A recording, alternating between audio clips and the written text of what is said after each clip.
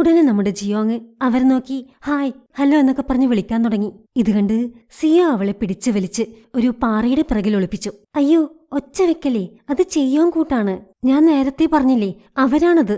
നമ്മളെ കണ്ട അവരെ പിടിച്ചുകൊണ്ടുപോവും. ഇത് കേട്ട് ജിയോങ് ചോദിക്കും, ഈ ചെയ്യോങ് കൂട്ടെന്ന് പറഞ്ഞാ പണ്ട് ജെസോങ് കാലത്ത് യോനിഗിൻ രാജാവിന്റെ കാലത്ത് ഉണ്ടായിരുന്ന കൂട്ടം പോലെയാണോ എന്ന്. പണ്ടത്തെ ജെസോങ് കാലോ? ഇപ്പോഴും ജെസോങ് കാലം തന്നെയല്ലേ? അല്ല, ആരായി യോനിഗിൻ രാജാവ് എന്ന് നമ്മുടെ സിയോ ചോദിച്ചു. യഥാർത്ഥത്തിൽ ഈ യോനിഗിൻ രാജാവ് നമ്മുടെ ഹിയോൻ രാജാവ് തന്നെയാണ്. പക്ഷേ ഹിയോൻ രാജാവിന് പിന്നീടാണ് ഈ പേര് കിട്ടുന്നത്. ഈ സമയത്ത് ഹിയോനിന് യോനിഗിൻ എന്നുള്ള പേര് കിട്ടിയിട്ടില്ല. ആ സമയത്താണ് ജിയോങ് ഒരു കാഴ്ച കാണുന്നത്. അവിടേക്ക് വന്ന ആ കൂട്ടമില്ലേ, അവര് കുറേ സ്ത്രീകളെ കെട്ടിവലിച്ചു കൊണ്ടുപോകുന്നുണ്ട്. അപ്പോഴേക്കും അതിലൊരാൾ നമ്മുടെ ജിയോങ്ങിനെയും സിയോയെയും കണ്ടുപിടിച്ചു. ഈ സമയത്തും നമ്മുടെ രാജാവ് ആ സിയോ ഉണ്ടായിരുന്ന വീട്ടിൽ തന്നെയാണുള്ളത്. അപ്പോഴേക്കും രാജാവിന്റെ ആളുകൾ അന്വേഷിച്ചവിടെ എത്തി. അവര് രാജാവിന്റെ ഉടവാളും കിരീടവും ഒക്കെ കൊണ്ടുവന്നിരുന്നു. രാജാവ് അതെല്ലാം എടുത്തിട്ടു. എന്നിട്ട് അവന്റെ ആളുകളോട് പറഞ്ഞു, ഒരു രാജ്യദ്രോഹി എന്നെ അപമാനിച്ചു. അവളെ എത്രയും വേഗം കണ്ടെത്തി പിടികൂടണം. നമ്മുടെ ജിയോങ്ങിന്റെ കാര്യമാണ് രാജാവ് പറയുന്നത്. അപ്പോഴേക്കും ജിയോങ്ങിനെ പിടിച്ചുകൊണ്ടുപോയ ആളുകളില്ലേ, അവർ ജിയോങ്ങിനെയും സിയോയെയും തടവിലാക്കി. ജിയോങ് നോക്കിയപ്പോ തടി കൊണ്ടുണ്ടാക്കിയ ഒരു ജയില്. അതിനകത്ത് നേരത്തെ പിടിച്ചുകൊണ്ടുവന്നില്ലേ ആ സ്ത്രീകളെല്ലാം ഉണ്ട്. അപ്പോഴാണ് ജിയോങ്ങിന് ശരിക്കും ഒരു കാര്യം മനസ്സിലായത്. അവൾ എങ്ങനെയോ ടൈം ട്രാവൽ ചെയ്ത് ജെസോൺ കാലത്ത് വന്നിരിക്കുകയാണ്. അവൾ ഉടനെ ഉച്ചത്തിൽ നിലവിളിക്കാൻ തുടങ്ങി. ജിയോങ് നിലവിളിക്കാൻ തുടങ്ങിയതും കൂടെ നമ്മുടെ സിയോയും നിലവിളി തുടങ്ങി. നമ്മുടെ ഈ സിയോ ജിയോങ്ങിന്റെ ബെസ്റ്റ് ഫ്രണ്ട് പോലെയാണിപ്പോൾ. പാചകം ചെയ്യാനാണെങ്കിലും കൂടെ ഉണ്ടാവും, നിലവിളിക്കാനാണെങ്കിലും കൂടെ ഉണ്ടാവും. ഇവരുടെ നിലവിളി സഹിക്കാൻ പറ്റാതെ അവിടെ ഉണ്ടായിരുന്ന കാവൽക്കാര് ജിയോങ്ങിന്റെയും സിയോയുടെയും വായു മൂടിക്കെട്ടി. കുറേ നേരം അവരങ്ങനെ തന്നെ അവിടെ കിടന്നു. കുറച്ചു കഴിഞ്ഞ് കാവൽക്കാർ വീണ്ടും വന്നു. അവരുടെ കെട്ടെല്ലാം അഴിച്ച് ഒരാളുടെ മുന്നിലേക്ക് കൊണ്ടുപോയി. അത് ഗവർണർ ഹോങ്ങിന്റെ മകനായിരുന്നു. അതായത് അവരിപ്പോഴുള്ളത് ഗവർണർ ഹോങ്ങിന്റെ വീട്ടിലാണ്. അവിടെ ഇവരുടെ കൂടെ ഉണ്ടായിരുന്ന എല്ലാ സ്ത്രീകളെയും വരി വരിയായി നിർത്തിയിട്ടുണ്ട്. ചിലരെ ഇടത്തേക്ക് പറഞ്ഞുവിടുന്നു, ചിലരെ വലത്തേക്ക് പറഞ്ഞുവിടുന്നു. എന്താ സംഭവം എന്ന് മനസ്സിലാവുന്നതിനു മുമ്പേ ജിയോങ്ങിന്റെ ഊഴമെത്തി. ഹോങ്ങിന്റെ മകൻ ജിയോങ്ങിനോട് അവളുടെ പ്രായം ചോദിച്ചു. അവള് പറഞ്ഞു 27. ഓ, പ്രായം വളരെ കൂടുതലാ, നീ ഇടത്തോട്ട് മാറി നിൽക്ക് എന്ന് ഹോങ്ങിന്റെ മകൻ പറഞ്ഞു. അത് കേട്ടപ്പോ നമ്മുടെ സിയോയ്ക്ക് ടെക്നിക്ക് പിടികിട്ടി. പ്രായം കൂട്ടി പറയാം, എന്നാ ജിയോങ്ങിന്റെ കൂടെ തന്നെ നിൽക്കാം. സിയോ മുഖമൊക്കെ ഇങ്ങനെ ഒരുമാതിരി പിടിച്ചു നിന്നു. ഗവർണർ ഹോങ്ങിന്റെ മകൻ അവളോട് പ്രായം ചോദിച്ചു. ഒരു സംശയവും കൂടാതെ അവൾ പറഞ്ഞു 30. ഇത് കേട്ട് അടുത്തുണ്ടായിരുന്ന സേവകൻ പറഞ്ഞു, നീ കള്ളം പറയാണ്, നിന്നെ കണ്ടാ അറിയാം, നിനക്ക് 17 വയസ്സേ ഉള്ളൂ. ഇത് കേട്ട് നമ്മുടെ സിയോ മുഖം ഒന്നുകൂടെ വികൃതമായി പിടിച്ചിട്ട് പറഞ്ഞു, എന്നാ 28. ഇത് കേട്ടാത്തൊന്നും ഇതെന്തോ പ്രായത്തിന്റെ ലേലം വിളിയാണെന്ന്. ആ ശരി ശരി, നീ ഇടത്തോട്ട് മാറി നിൽക്ക് എന്ന് ഹോങ് പറഞ്ഞു. സിയോക്കാണെങ്കിൽ ഭയങ്കര സന്തോഷായി. അവളും ജിയോങ്ങിന്റെ ഗ്രൂപ്പിൽ തന്നെ ആയല്ലോ. അത് കഴിഞ്ഞ് ഈ പ്രായമായ സ്ത്രീകളെയെല്ലാം സേവകർ അവിടുത്തെ അടുക്കളയിലേക്ക് കൊണ്ടുപോയി. ഇന്നിവിടെ കുറച്ചുപേര് വരുന്നുണ്ട്. അവർക്ക് വേണ്ടി നിങ്ങൾ ഭക്ഷണം ഉണ്ടാക്കണം. 9 വിഭവങ്ങളെങ്കിലും അതിലുണ്ടായിരിക്കണം എന്ന് സേവകർ അവരോട് പറഞ്ഞു. പാചകമല്ലേ, ജിയോങ്ങിന് കണ്ണും പൊട്ടി ചെയ്യാവുന്ന കാര്യമല്ലേ. ശരി എന്നവൾ സമ്മതിച്ചു. എന്നിട്ട് അടുക്കളയിൽ എല്ലാവരും എന്താണ് ചെയ്യുന്നതെന്ന് നോക്കാൻ പോയി. നോക്കിയപ്പോ അവിടെയുള്ള സ്ത്രീകള് അവിടെ ഇരുന്ന് കുറെ കിഴങ്ങുകളും പച്ചക്കറികളും ഇങ്ങനെ വെട്ടി നുറുക്കുന്നുണ്ട്. ഓരോ ആളോടും ജിയോങ് അവരെന്താണ് ഉണ്ടാക്കുന്നതെന്ന് ചോദിച്ചു. ഒരാള് മുള്ളങ്കി കൊണ്ടുള്ള സൂപ്പ് ഉണ്ടാക്കുന്നു, മറ്റൊരാള് കിഴങ്ങു കൊണ്ടുള്ള ഒരു സൂപ്പ്, മൂന്നാമത്തെ ആളും സൂപ്പ് തന്നെ. ഇതെന്താ, നിങ്ങൾ ഇന്ന് 9 സൂപ്പാണോ ഉണ്ടാക്കാൻ പോകുന്നത് എന്ന് ജിയോങ് അവരോട് ചോദിച്ചു. ഈ സ്ത്രീകള് ഈ കൃഷിയൊക്കെ ചെയ്തിങ്ങനെ ജീവിക്കുന്നവരാണ്. അവർക്കിങ്ങനെ വലിയ വലിയ വിഭവങ്ങളൊന്നും ഉണ്ടാക്കാൻ അറിയില്ല. ആകെ അറിയാവുന്നത് സൂപ്പാണ്. അതുമാത്രമല്ല, ഈ അടുക്കളയിൽ ഇതുവരെ ജോലി ചെയ്തിരുന്ന പാചകക്കാരെല്ലാം തലേ ദിവസം തന്നെ അവിടുന്ന് ഓടിപ്പോയിരുന്നു. ഓടിപ്പോകുന്ന കൂട്ടത്തിൽ അവിടെ ഉണ്ടായിരുന്ന സാധനങ്ങളെല്ലാം കൊണ്ടാണ് അവര് പോയത്. ഇനിയിപ്പെന്ത് ചെയ്യും? ജിയോങ് ഹോങ്ങിന്റെ മകനെ പോയി കണ്ടു. എന്നിട്ട് പറഞ്ഞു, നിങ്ങള് ഞങ്ങളോട് ഭക്ഷണം ഉണ്ടാക്കണമെന്ന് പറയുന്നു, പക്ഷേ ഈ അതിഥികൾ ആരാണ്? അവർക്ക് എന്താണ് ഇഷ്ടം? അതൊന്നും അറിയാതെ ഞങ്ങൾ എങ്ങനെ ഭക്ഷണം ഉണ്ടാക്കും എന്നവൾ ചോദിച്ചു. ഇത് കേട്ട് ഹോങ്ങിന്റെ മകൻ പറഞ്ഞു, ശരി, വരുന്നത് ആരാണെന്ന് പറയാം. ഇനി ഞാൻ പറയാത്തതുകൊണ്ട് പാചകം നടക്കാതിരിക്കണ്ട. ഇന്ന് വരുന്ന അതിഥികൾ കൊട്ടാരത്തിലെ ചീഫ് റോയൽ സെക്രട്ടറി സോങ് ആണ്. സോങ്ങിന്റെ അച്ഛനും കൂടെയുണ്ട്. സോങ്ങിന്റെ അച്ഛൻ ഒരു മന്ത്രിയാണ്. അവർക്കൊരു സ്വഭാവമുണ്ട്. എവിടെ പോയാലും അവർക്ക് കൊടുക്കുന്ന ഭക്ഷണത്തിൽ അവർ കുറ്റം കണ്ടുപിടിക്കും. വേണമെങ്കിൽ സ്വന്തം മുടി തന്നെ അതിനകത്തിട്ട് മുടിയുള്ള ഭക്ഷണം തന്നു എന്ന് പറയും. എന്നിട്ട് അവിടെയുള്ളവരോട് പണവും സ്വർണവും എല്ലാം ആവശ്യപ്പെടും. ഇതൊന്നും കൊടുത്തില്ലെങ്കിൽ അവരെ ടോർച്ചർ ചെയ്യും. സത്യത്തിൽ തലേ ദിവസം ഈ അടുക്കളയിലുള്ള പാചകക്കാരെയെല്ലാം ഓടിച്ചു വിട്ടതും ഈ സോങ്ങിന്റെ ആൾക്കാരാണ്, അതായത് ചെയ്യോൻ കൂട്ടം. എന്നിട്ട് ഹോങ്ങിന്റെ മകൻ പറഞ്ഞു, ഇവർക്കാണ് നീ ഇന്ന് ഭക്ഷണം ഉണ്ടാക്കേണ്ടത്. മൊത്തം 4 പേരുണ്ടാവും ഭക്ഷണം കഴിക്കാൻ. അവർക്ക് ഭക്ഷണം ഇഷ്ടപ്പെട്ടില്ലെങ്കിൽ നിന്റെ ജീവൻ ഞങ്ങൾ എടുക്കും. നമ്മുടെ ജിയോങ് മിഷലിൻ 3 സ്റ്റാർ ഷെഫാണല്ലോ. ഇതുപോലത്തെ ചെറിയ ഭീഷണികൾക്കൊന്നും അവള് പേടിക്കില്ല. ശരി എന്നവള് സമ്മതിച്ചു. എന്നിട്ട് തിരിച്ചും അവളൊരു കണ്ടീഷൻ വെച്ചു. ശരി, എല്ലാവർക്കും ഇഷ്ടപ്പെടുന്ന ഭക്ഷണം തന്നെ ഞാൻ ഉണ്ടാക്കാം. പക്ഷേ ഞങ്ങൾക്കും ഉണ്ട് ഒരു കണ്ടീഷൻ. ഞാൻ ഉണ്ടാക്കുന്ന ഭക്ഷണം അതിഥികൾക്ക് ഇഷ്ടപ്പെട്ടാൽ ഞങ്ങളെ വെറുതെ വിടണം. ഹോങ്ങിന്റെ മകനും ശരി എന്ന് സമ്മതിച്ചു. എന്നിട്ട് ജിയോങ് അടുക്കളയിലേക്ക് തിരിച്ചുപോയി. അപ്പോഴേക്കും നമ്മുടെ സിയോ ഇല്ലേ, അവൾ മണത്ത് ഭക്ഷണം വെക്കാൻ ആവശ്യമായ സാധനങ്ങളെല്ലാം കണ്ടെത്തി കൊണ്ടുവച്ചിരുന്നു. കുറെ കാട്ടുകിഴങ്ങും ഇലകളും വള്ളികളും ഒക്കെ ഉണ്ടതില്. പക്ഷേ ഒരു നല്ല സദ്യ ഉണ്ടാക്കണമെങ്കിൽ ഇതൊന്നും പോരല്ലോ. അതിനും സിയോ ഒരു വഴി കണ്ടെത്തിയിരുന്നു. അവൾ മണത്ത് കുറെ ഇറച്ചി അവിടെ ഒളിപ്പിച്ചു വെച്ചിരിക്കുന്നത് കണ്ടുപിടിച്ചിരുന്നു. അതവള് ജിയോങ്ങിന് കാണിച്ചു കൊടുത്തു. ഇത് കണ്ടപ്പോഴാണ് ജിയോങ്ങിന് ഒരു ആശ്വാസമായത്. നല്ല ഭക്ഷണം ഉണ്ടാക്കാൻ പറ്റും എന്ന് അവൾക്കൊരു ആത്മവിശ്വാസമായി. അവള് വേഗം ഒരു കത്തിയൊക്കെ കണ്ടുപിടിച്ചു കൊണ്ടുവന്ന് ആ ഇറച്ചി മുറിക്കാൻ തുടങ്ങി. നോക്കിയപ്പോഴാണ് അടുത്ത പ്രശ്നം. അതിന് ഭയങ്കര ഉറപ്പ്. എങ്ങനെ നോക്കിയിട്ടും മുറിച്ചെടുക്കാൻ പറ്റുന്നില്ല. ഇങ്ങനെയായ പണി പാളും. ഇതെങ്ങനെയെങ്കിലും മുറിച്ചെടുക്കാമെന്ന് തന്നെ വെക്കാം. പക്ഷേ ഇത്രയും ഉറപ്പുള്ള ഇറച്ചി വെന്ത് കിട്ടാൻ പാടാണ്. അവള് കുറെ ആലോചിച്ചു എന്ത് ചെയ്യാൻ പറ്റും. അപ്പോഴാണ് അവൾക്ക് ഓർമ്മ വന്നത്. അവള് പണ്ടൊരു പുസ്തകത്തിൽ വായിച്ചിരുന്നു, ഇതുപോലുള്ള ഇറച്ചി വേവിക്കാൻ അധികം ചൂടില്ലാത്ത ഒരു 50 ഡിഗ്രി സെൽഷ്യസ് മാത്രം ചൂടുള്ള വെള്ളത്തിൽ കുറേ നേരമിട്ട് വേവിക്കണം. എന്നിട്ട് അത് പാകം ചെയ്തെടുത്താൽ നല്ല രുചിയായിരിക്കും. ജിയോങ് അത് വേവിച്ച് ഗ്രില്ല് ചെയ്തെടുത്ത് സ്റ്റേക്ക് ആക്കാൻ തീരുമാനിച്ചു. ഇതെല്ലാം നടക്കുന്ന സമയത്ത് നമ്മുടെ ഹിയോൻ രാജാവിന്റെ കൊട്ടാരത്തിൽ എന്താണ് നടക്കുന്നതെന്ന് അറിയണ്ടേ. രാജാവ് കൊട്ടാരത്തിലില്ലാത്ത സമയത്തെല്ലാം അവന്റെ ഭാര്യയില്ലേ കാങ്, അവൾ ജേസന്റെ ഒപ്പമാണ് കഴിയുന്നത്. ഈ കാങ്ങിനെക്കുറിച്ചാണ് ഗവർണർ ഹോങ് കുറ്റങ്ങളെല്ലാം പറഞ്ഞ് രാജാവിന് കത്തയച്ചത്. കാങ്ങിന് അതൊട്ടും പിടിച്ചതുമില്ല. ഗവർണർ ഹോങ്ങിന്റെ വീട്ടിലേക്ക് ഈ ചെയ്യോൻ കൂട്ടത്തെ അയച്ചതിന് പിന്നിൽ ശരിക്കും ഈ കാങ്ങാണ്. ആ ഗവർണർ ഹോങ്ങിന്റെ കൊച്ചുമകളെ നമ്മുടെ ചെയ്യോൻ കൂട്ടം പിടിച്ചുകൊണ്ട് വരുമ്പോൾ അവന്റെ മുഖം എനിക്കൊന്ന് കാണണം എന്ന് കാങ് പറഞ്ഞു. അതായത് നമ്മുടെ ഈ ഗവർണർ ഹോങ്ങിന് ഒരു കൊച്ചുമകളുണ്ട്. ചെയ്യോൻ കൂട്ടമാണെങ്കിൽ ചെറിയ പെൺകുട്ടികളെ കണ്ടാൽ രാജാവിന് വേണ്ടി പിടിച്ചുകൊണ്ടുപോകും. ഹോങ്ങിന് ഇതറിയാം. അതുകൊണ്ട് ചെയ്യാൻ കൂട്ടം വരുന്നുണ്ട് എന്ന വിവരം കിട്ടിയ ഉടനെ ഹോങ് കൊച്ചുമകളെ വീട്ടിൽ നിന്നും എങ്ങോട്ടോ പറഞ്ഞയച്ചു. അവരിനി ഒരിക്കലും ആ കൊച്ചുമകളെ കാണില്ല. എന്നാലും കുഴപ്പമില്ല, എവിടെയെങ്കിലും ജീവനോടെ ഉണ്ടാവുമല്ലോ, അത് മാത്രം മതി അവർക്ക്. അപ്പോഴേക്കും സോങ്ങും അവന്റെ അച്ഛനും ഗവർണർ ഹോങ്ങിന്റെ വീട്ടിലെത്തി. അവര് ഗവർണർ ഹോങ്ങിന്റെ ആളുകൾ പിടിച്ചുകൊണ്ടുവന്ന പെൺകുട്ടികളെ എല്ലാവരെയും പരിശോധിച്ചു. ഒന്നിനെയും അവർക്ക് ഇഷ്ടപ്പെട്ടില്ല. ഒന്നിന് നീളം കൂടുതൽ, ഒന്നിന് കോങ്കണ്ണ്, ഇങ്ങനെ ഓരോരോ കുറ്റം കണ്ടുപിടിച്ചുകൊണ്ടേയിരുന്നു. കാരണം അവർക്ക് ശരിക്കും ആവശ്യം ഗവർണർ ഹോങ്ങിന്റെ കൊച്ചുമകളെയാണല്ലോ. അപ്പോഴേക്കും ഭക്ഷണം റെഡിയായി. സേവകർ അവരെ ഊണുമുറിയിലേക്ക് കൊണ്ടുവന്നു. സോങ് നോക്കിയപ്പോ ഇതുവരെ കാണാത്ത എന്തൊക്കെയോ വിഭവങ്ങൾ മുന്നിലെടുത്ത് വച്ചിരിക്കുന്നു. സോങ് പറഞ്ഞു, എനിക്ക് ഈ ഭക്ഷണം വേണ്ട. ഞാൻ നിങ്ങളോട് ഇവിടെ അടുത്ത് കൃഷി ചെയ്ത സാധനങ്ങൾ കൊണ്ടുവേണം ഭക്ഷണം ഉണ്ടാക്കാനെന്ന് പറഞ്ഞിരുന്നു. എന്നിട്ട് നിങ്ങൾ എന്താ ചെയ്തത്? കുറച്ചിറച്ചി വേവിച്ച് എന്റെ മുന്നിൽ കൊണ്ടുവച്ചിരിക്കുന്നു. ഞാനിത് കഴിക്കില്ല എന്ന് പറഞ്ഞു. ഉടനെ ഹോങ് അടുക്കളയിലുള്ള പാചകക്കാരെയെല്ലാം കൊണ്ടുവരാൻ സേവകരോട് പറഞ്ഞു. അവർ ജിയോങ്ങിനെയും സിയോയെയും മറ്റുള്ള സ്ത്രീകളെയുമെല്ലാം അവരുടെ മുന്നിൽ കൊണ്ടുവന്നു. ഇവരെന്തുകൊണ്ടാണ് ഇങ്ങനെ കുറ്റം പറയുന്നതെന്ന് അറിയണല്ലോ. അതുകൊണ്ട് ജിയോങ് അവരുടെ പ്ലേറ്റിലേക്ക് എത്തി നോക്കിയപ്പോ അവർ ഭക്ഷണം തൊട്ടു നോക്കിയിട്ട് പോലുമില്ല. 2025 നിങ്ങൾ ഒന്നും കഴിച്ചു നോക്കിയില്ലല്ലോ, പിന്നെ എങ്ങനെയാ അത് കൊള്ളൂലെന്ന് പറയുന്നത് എന്ന് ജിയോങ് ചോദിച്ചേനെ. പക്ഷെ ഇപ്പോ രാജഭരണകാലത്തല്ലേ, അതുകൊണ്ട് താണ് കേണ് ജിയോങ് അവരോട് പറഞ്ഞു. ആ ഭക്ഷണം ചൂടാറുന്നതിന് മുമ്പേ കഴിച്ചു നോക്കൂ, നിങ്ങൾക്കത് തീർച്ചയായും ഇഷ്ടപ്പെടും. പക്ഷേ സോങ്ങിന് ഇതൊന്നും കേൾക്കണ്ട. അപ്പോഴേക്കും സോങ്ങിന്റെ ആളുകൾ ഹോങ്ങിന്റെ കൊച്ചുമകളെ കണ്ടെത്തി പിടിച്ചു കെട്ടി കൊണ്ടുവന്നു. അത് കണ്ട് സോങ് പറഞ്ഞു, ആ ഇനി ഞാൻ ആ ഭക്ഷണം കഴിച്ചു നോക്കാം. എന്നിട്ട് അതിന് നല്ല രുചിയില്ലെങ്കിൽ നിന്റെ തല ഞങ്ങളെടുക്കും എന്ന് ജിയോങ്ങിനോട് പറഞ്ഞു. എന്നിട്ട് അതിൽ നിന്ന് ഒരു കഷ്ണം ഇറച്ചിയെടുത്ത് സൈഡിലുണ്ടായിരുന്ന പൊടിയിൽ മുക്കി വായിൽ വെച്ചു. ഭയങ്കര സ്വാദ്. അവരിതുവരെ ഇങ്ങനെയൊരു സ്വാദ് അറിഞ്ഞിട്ടില്ല. ഏതോ ഒരു ലോകത്ത് എത്തിപ്പെട്ടതുപോലെ തോന്നിയവർക്ക്. അവരുടെ മുഖത്തുണ്ടായിരുന്നു ആ ഭക്ഷണം അവർക്ക് ഇഷ്ടപ്പെട്ടുവെന്ന്. കാര്യം നമ്മുടെ ജിയോങ് ഒരു മിഷലിൻ 3 സ്റ്റാർ ഷെഫൊക്കെയാണ്. എന്നുവെച്ച് എന്ത് ഭക്ഷണം ഉണ്ടാക്കിയാലും എല്ലാവർക്കും ഇഷ്ടപ്പെട്ടോളണമെന്ന് നിർബന്ധമൊന്നുമില്ലല്ലോ. പലർക്കും പല ടേസ്റ്റ് അല്ലേ. ഒരാൾക്ക് ഇഷ്ടപ്പെട്ടത് മറ്റൊരാൾക്ക് ഇഷ്ടപ്പെടണമെന്നില്ലല്ലോ. പക്ഷേ ജിയോങ്ങിന് ഇത് ജീവൻ മരണ പോരാട്ടാണ്. ഈ ഭക്ഷണം അതിഥികൾക്ക് ഇഷ്ടപ്പെട്ടാൽ അവളെ അവര് വിട്ടയക്കും, ഇല്ലെങ്കിൽ അവരവളുടെ ജീവനെടുക്കും. അതുകൊണ്ട് ഭക്ഷണം അതിഥികൾക്കെല്ലാവർക്കും ഇഷ്ടപ്പെടാൻ വേണ്ടി അവളൊരു കാര്യം ചെയ്തിരുന്നു. ആ സൈഡിൽ വെച്ച പൊടിയില്ലേ, അതിലൊരു കാര്യം അവൾ ചേർത്തിരുന്നു. എന്താണെന്നോ? MSG. നമ്മളതിനെ അജിനോമോട്ടോ എന്നാണ് വിളിക്കുന്നത്. ചൈനീസ് വിഭവങ്ങളിലെല്ലാം അത് ചേർക്കാറുണ്ടല്ലേ. അതിന് ജസോൻ കാലത്തെവിടെയാ ഈ MSG?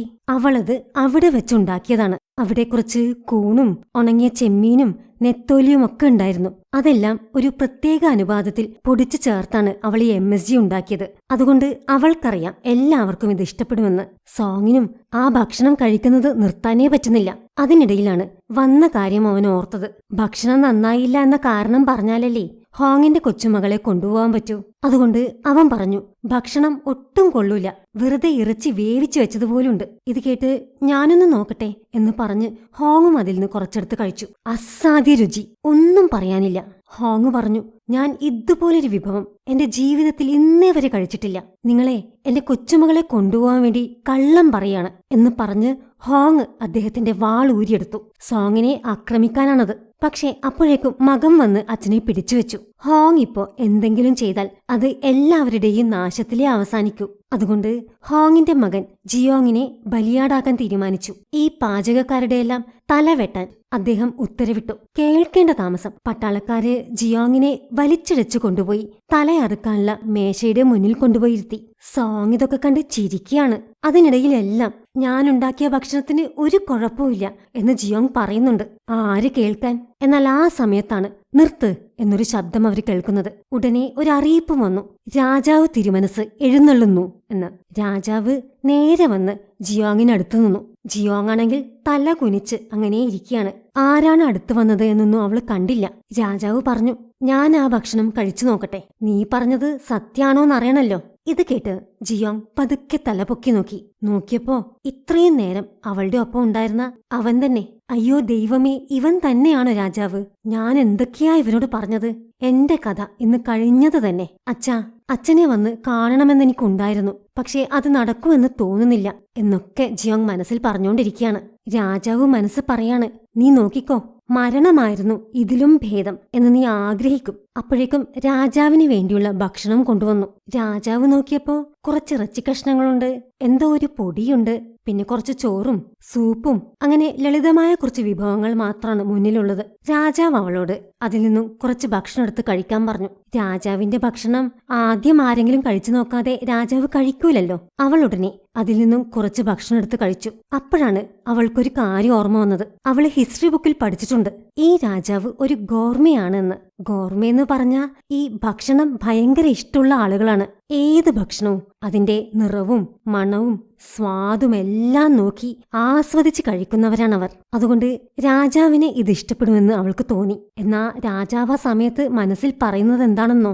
നീ നേരത്തെ ഉണ്ടാക്കിയ ബിബിംബാപ്പില്ലേ, അതിനേക്കാൾ സ്വാദ് ഇതിനില്ലെങ്കിൽ നോക്കിക്കോ, ഇന്ന് നിന്റെ അവസാനായിരിക്കും. എന്നിട്ട് രാജാവ് ആ ഭക്ഷണം കുറച്ചെടുത്ത് കഴിച്ചു നോക്കി. അത് വായിൽ വെച്ചതും അവന്റെ രോമൊക്കെ ഇങ്ങനെ എഴുന്നേറ്റ് നിന്നു. വിശ്വസിക്കാൻ പറ്റാത്ത സ്വാദ്.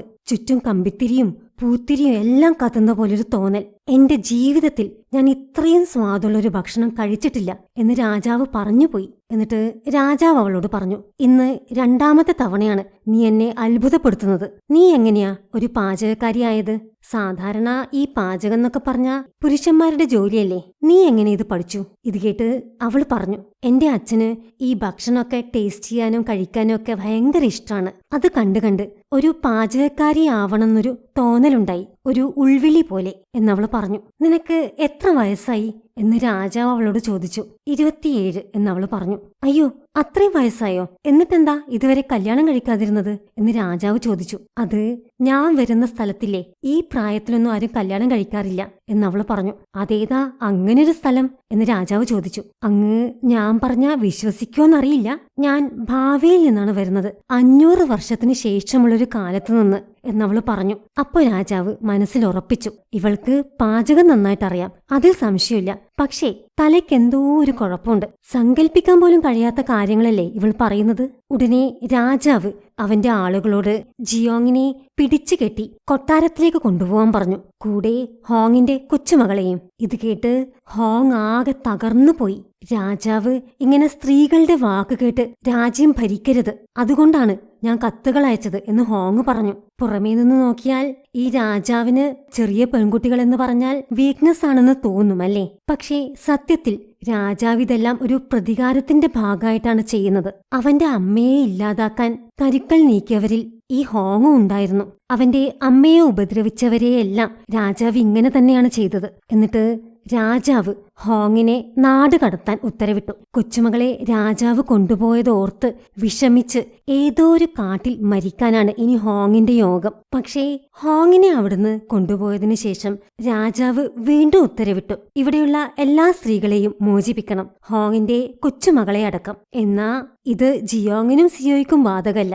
അവരെ വീണ്ടും ആ ജയിലിൽ തന്നെ കൊണ്ടുപോയിട്ടു. ഉടനെ ജിയോങ് അവിടെ ഇരുന്ന് കരയാൻ തുടങ്ങി. ഒരു 3 സ്റ്റാർ മിഷലിൻ റെസ്റ്റോറന്റിന്റെ ഹെഡ് ഷെഫ് ആവേണ്ടിയിരുന്നവളാണ് ഞാൻ. എന്നിട്ടോ നോക്ക് ഞാൻ എവിടെയാ വന്ന് കിടക്കുന്നതെന്ന്, ഞാൻ ഇനി എങ്ങനെ തിരിച്ചു പോവും എന്നൊക്കെ പറഞ്ഞ് കരച്ചിലോട് കരച്ചിൽ. ഇത് കണ്ട് സിയോ അവളോട് ചോദിച്ചു, ചേച്ചിക്ക് എങ്ങോട്ടാണ് തിരിച്ചു പോവേണ്ടത്?